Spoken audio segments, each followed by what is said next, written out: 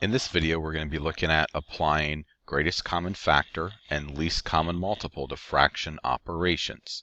Now you'll need to get out your Go Math book, turn to page 79, get out your math journal, and a pencil. So the essential question we'll be looking at today is how do you use the GCF and LCM when adding, subtracting, and multiplying fractions. So let's take a look at that on page 79. It says, to multiply two fractions, you first multiply the numerators and then multiply the denominators. So that's a very simple step when you're multiplying fractions. So we can see numerator times numerator, denominator times denominator will give you your answer.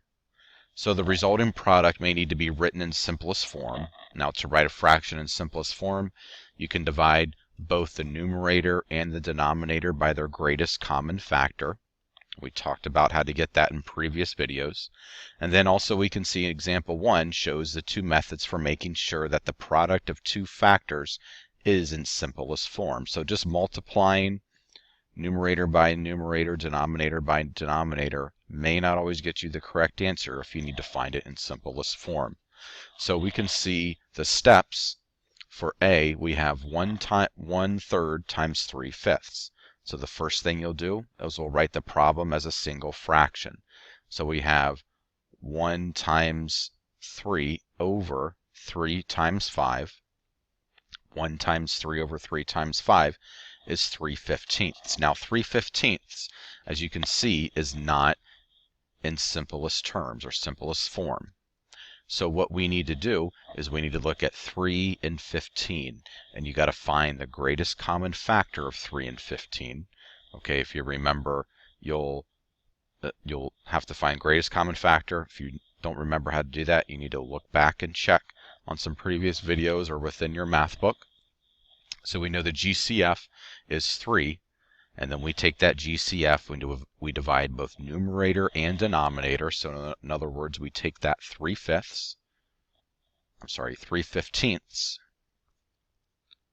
We divide both numerator and denominator by 3, and that's going to give us 1/5 for the answer in simplest terms. Now letter B on page 79 will give you a couple different ways. We'll give you another way to do this.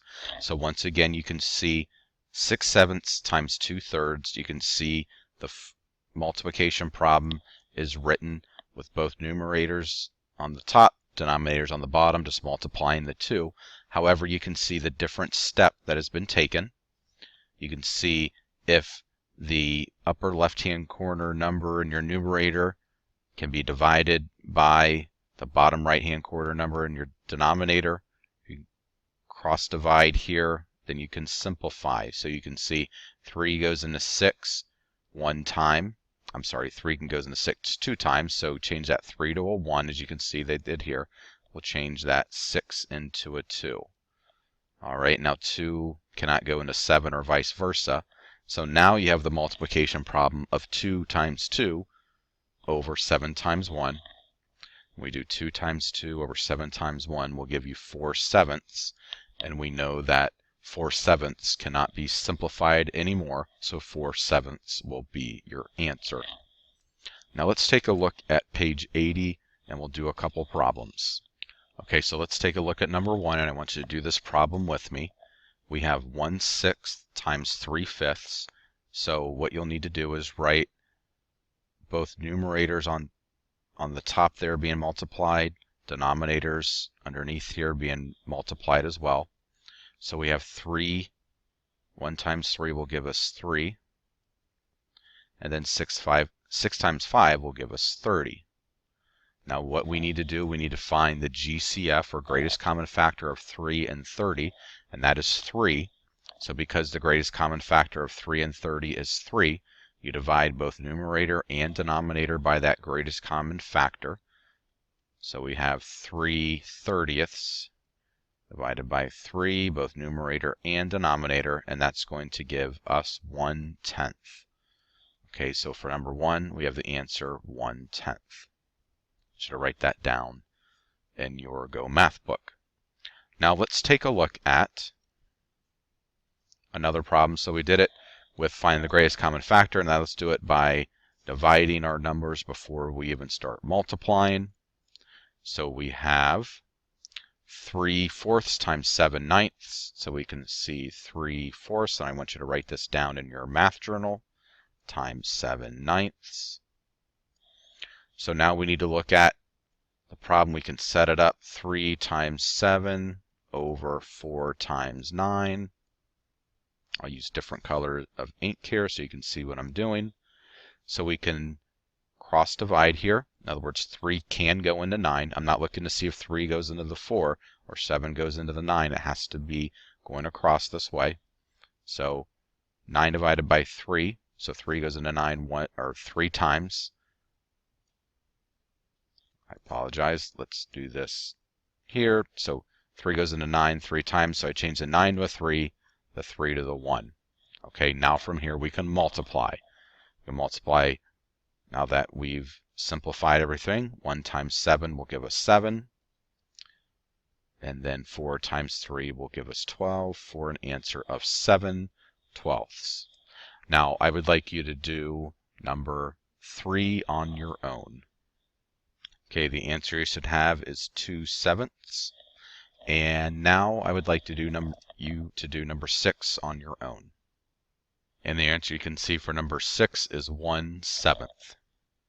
Now I want you to read through page 80, the example 2, multiplying fractions and whole numbers in your Go Math book. So you need to press pause, read through this, and then I want you to turn over to page 81 and we'll do some problems together. So pause the video and read through the rest of page 80. Now let's take a look at number 7 on page 81. It says, is the product of a fraction less than 1 and a whole number greater than or less than the whole number? And you'll need to explain. So let's take a look at this, and I want you to write this down. Now it will always be less than, and the reason for that, a fraction of a whole number, if the fraction is less than 1, is always less than the whole. Okay, so it's important to understand that even though we're multiplying numbers, you're taking 8, and what you're doing, for example, is you're multiplying 8 and you're trying to find, for example, 1/8 of 8. Okay, so make sure you understand that whenever we're multiplying a number by a fraction, it will always be less than that original number. So for example, if I'm doing 8 times 1/8, that is actually going to give me 1. All right, so let's take a look at a couple problems now where we are multiplying whole numbers by fractions, and you should have read over the previous page to see how to do this. So the first step, and if you forget how to do this, you can take a look back. First step is if we're taking a look at number 8, I want you to do this together. 5/8 times 24. So the first thing we'll do, we know 5/8 times 24. Remember, a whole number is always understood as a fraction to have a denominator as 1. So we have 5 times 24 over 8 times 1. Now what I'm going to do is I'm going to simplify before I begin multiplying, and I'm going to find the greatest common factor of 8 and 24, and that's going to be 8. So what I will do is I will change my 24. So 24 divided by 8 gives me 3. 8 divided by 8 gives me 1. Now from here, what I will do, I'm going to multiply 5 times 3 for my numerator, which is 15. 1 times 1 for my denominator, which is 1. So my answer for number 8, I want you to write this down as well, will be 15. Now we're going to take a look at number 12. We'll do that together, and we'll come back and have you do some on your own.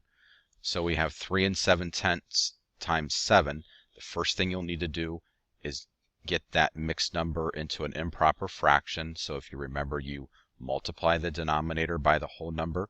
10 times 3 gives me 30, and then I add the numerator, so that gives me 37 over 10. We can multiply that times 7, if you remember, whole number, 7 over 1. So off to the side, I'll multiply 37 times 7, first of all. You can do this as well. 7 times 7 is 49, carry the 4. 7 times 3 is 21, plus 4 is 25. So I have 259. I should say there was not a way to simplify this before I start multiplying. So I just went ahead and started to multiply. So 259 over 10. 10 times 1 is 10. And now what I want to do is change that improper fraction back to that mixed number. So I know that 10, what I will do is I will set this up, 259 divided by 10. You can do this in your math journal. 10 goes into 25 2 times. 2 times 10 is 20. This is how you change an improper fraction to a mixed number. 59. Bring that 9 down. 10 goes into 59 5 times. Multiply 5 times 10 is 50 for a remainder of 9. Now the question is, what do you do with all these numbers? Your dividend will be your whole number. I'm sorry, your quotient will be your whole number, 25. The R for the remainder, think about that means right on top. That'll be your numerator, and your divisor will be your denominators. You can see the denominator just stays the same. So what I would like you to do is complete number 10. You can work on that now. So for number 10, 8 over 3, or you could do 2 2/3 for your answer as well. Now I'd like you to work on number 13. You can work on that now. Okay, so for 13, you should have the answer of 23. Now what I would like you to do is to read over the information on page 81 about adding and subtracting fractions. So you need to pause the video, look at the steps that they're doing, and so on, and then we'll take a look at that question 14 that we'll answer. Okay, so question 14 says, can you also use the least common multiple of the denominators of the fractions to rewrite the difference 8/15 minus 1/6? Okay, so the answer to this is yes, you can. So yes, and the answer to this would be 11/30. So in other words, they're asking what you would do. You would just list all the multiples of 15, all the multiples of 6. Least common multiple would be 30. You would need to adjust that 8/15 to a 16/30. Okay? And because the least common multiple is 30. And you would adjust that 1/6 to 5/30. And then you could subtract and you'll get your 11/30. Okay, let's take a look at a couple problems together. And we can see, let's look at number 16. So what we'll need to do first of all is find the least common multiple of 12 and 20. And then the least common multiple of 12 and 20 would be 60. So because of that, I need to multiply. I need to think about, what do I need to do to 12 to get it to 60? I need to multiply it by 5. So I need to multiply both numerator and denominator by 5. And then what do I need to do to that 20 to get to 60? I multiply it by 3. So both numerator and denominator multiply by 3. So I have 25 minus 9. Okay, will be my first step. So that's going to give me 16. 60 minus 60, we don't do minus 60, we just keep the denominator the same. So now we have 16/60. Now from here, we need to simplify. So we think about the GCF of 16 and 60. That's going to be 4. So we divide both numerator and denominator by 4 to simplify, and that will give me 4/15 for the answer. So you can see number 16 is 4/15. Okay, let's take a look at number 18. We have 1 3/10 plus 1/4. Now we're going to ignore that whole number because we don't have a common denominator. Find the least common multiple, which will be 20. So now we're going to have 1 6/20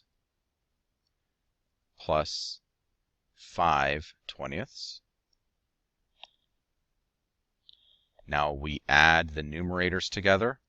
5 plus 11, 6 plus 5 is 11. Keep the denominator the same. There's not another whole number to add, so we have 1 there. So our answer for number 18 is 1 11/20. Now what I would like you to do is work on number 19. You can do that now.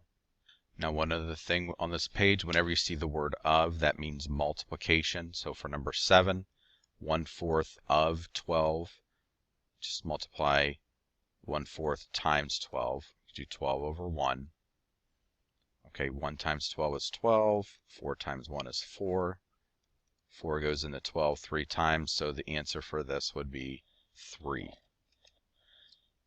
So let's jump down and take a look at the essential question. It says, how can knowing the GCF and LCM help you when you add, subtract, and multiply fractions?